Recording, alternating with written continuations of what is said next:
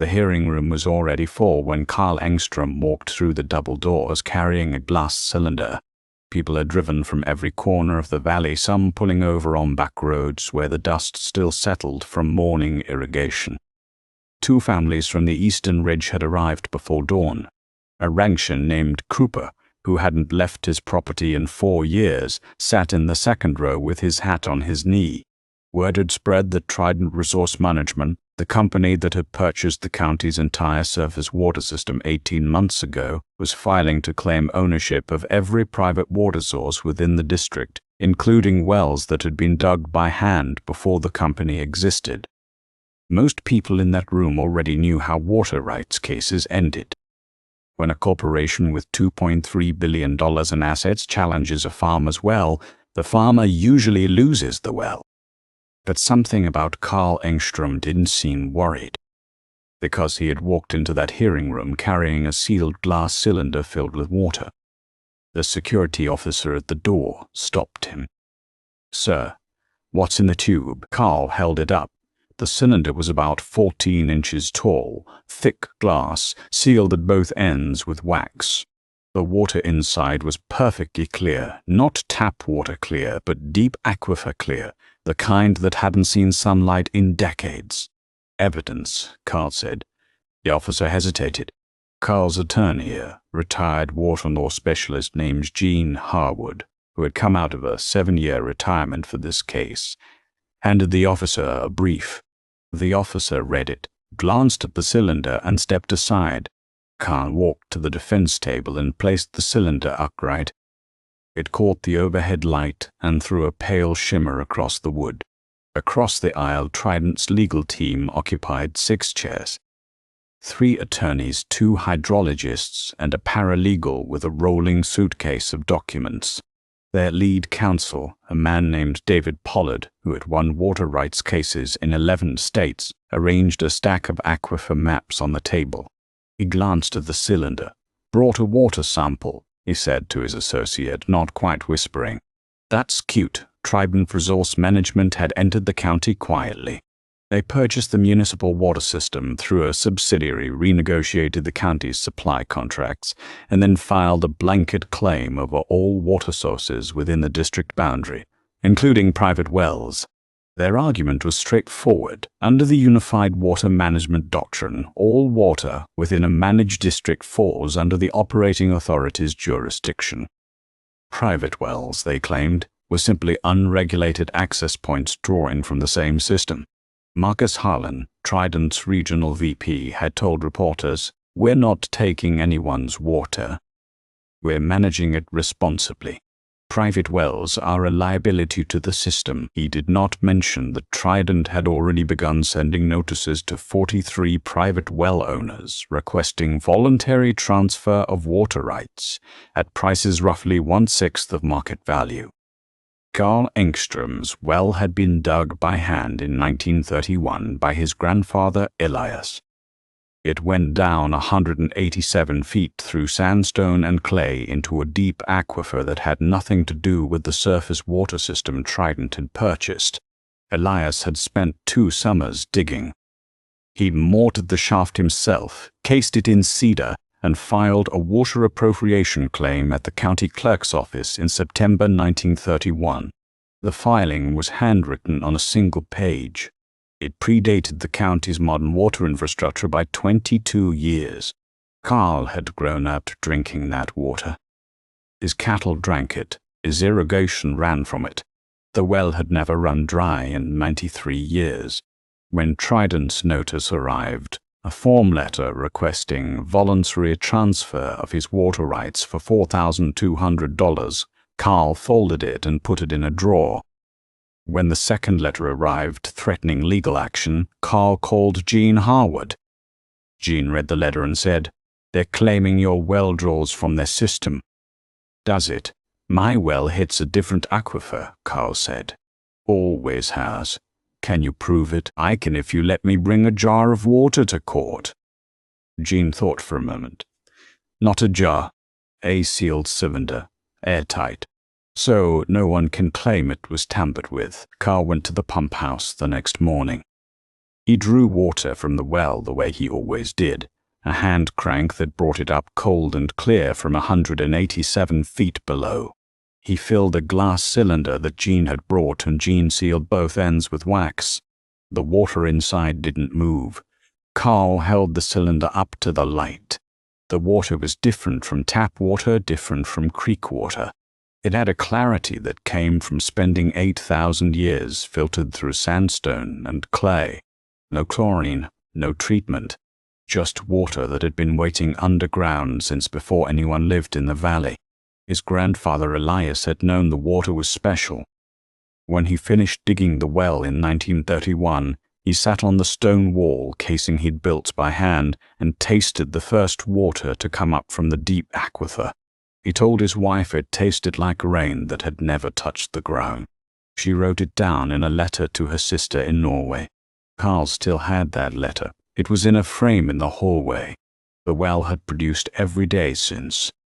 Through the drought of 1956, through the winter freeze of 1978 when every municipal pipe in the county burst, to the dry summer of 2012 when 3 neighboring ranches ran out of surface water and Carl's cattle drank the same cold water they always had.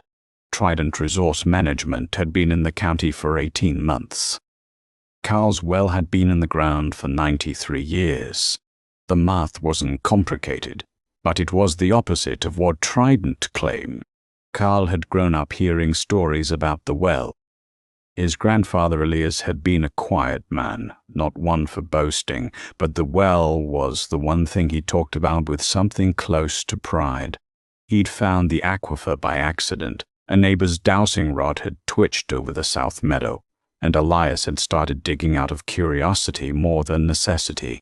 The first 60 feet were sandstone, then clay, then more sandstone.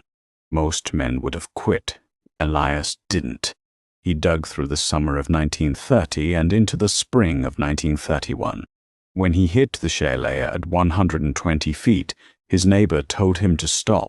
"You're through the water table," the neighbor said. "There's nothing below that." Elias kept digging. He punched through 60 feet of solid shale with a hand drill and a sledgehammer. His wife brought lunch to the wellhead every day for 3 months. When the drill finally broke through into the confined aquifer at 187 feet, the water rose 14 feet up the shaft on its own pressure. It was the coldest, clearest water anyone in the valley had ever tasted. Elias mortared the shaft, cased it in cedar, and filed the water appropriation claim himself. He wrote it in pencil on a single sheet of paper at the county clerk's office. The clerk stamped it and filed it in a drawer. That was how water rights worked in 1931. The well had never failed. Not during the drought of 1954 when every surface well in the county went dry. Not during the drought of 1988 when the county declared a water emergency. Not during the summer of 2012 when ranchers were selling cattle because they couldn't water them. Carl's well kept pumping. The water came from a place so deep that surface conditions didn't touch it. When Trident's first letter arrived, addressed to property owner rather than to Carl by name, Ellen read it aloud at the kitchen table. The letter stated that all water sources within the newly managed district were subject to Trident's operational authority. It requested voluntary transfer of Carl's water rights for $4,200. Ellen set the letter down. $4,200. For a well that's been watering this valley for 93 years, Carl folded the letter and put it in a drawer. The second letter arrived 6 weeks later. This one was addressed to Carl by name. It came from Trident's legal department, not their customer relations office. The tone was different. It referenced compulsory acquisition proceedings and district-wide water management compliance. The deadline was 90 days. Carl called Jean Harwood the next morning. Jean was 74 years old, retired, and had spent the last 7 years fishing and not thinking about water law. But he listened, and when Carl described the well 187 feet through shale, a different aquifer entirely, Gene put down his coffee and said, "I'll come out of retirement for this one." "Why?" Carl asked. "Because if Trident can take a 93-year-old private well by calling it part of their system, then no private water right in this state is safe. This isn't just about your well. It's about every well." Gene drove to the farm the following day. "Can you prove it?" "I can, if you let me bring a jar of water to court." Gene filed a motion contesting Trident's blanket claim. Trident's attorneys responded with a 140-page hydrological study showing that all water in the county originated from a single interconnected system. Gene hired an independent hydrogeologist named Dr. Pite. Lena Morrow. She visited the Engstrom well, took samples, ran isotope dating, and mapped the geological strata beneath the farm. Her findings were clear. The Engstrom well accessed a confined deep aquifer separate from the shallow alluvial system that Trident had purchased. The two aquifers were divided by a 60-foot layer of impermeable shale. They did not connect. Gene filed the report. Trident's attorneys objected. The hearing was scheduled for 3 weeks later. Carl paid Dr. Morrow $3,800 from his cattle sale proceeds. The morning of the hearing, David Pollard arrived early. He pinned 3 aquifer maps to a display board and tested the projector. A reporter from the regional paper asked about the case.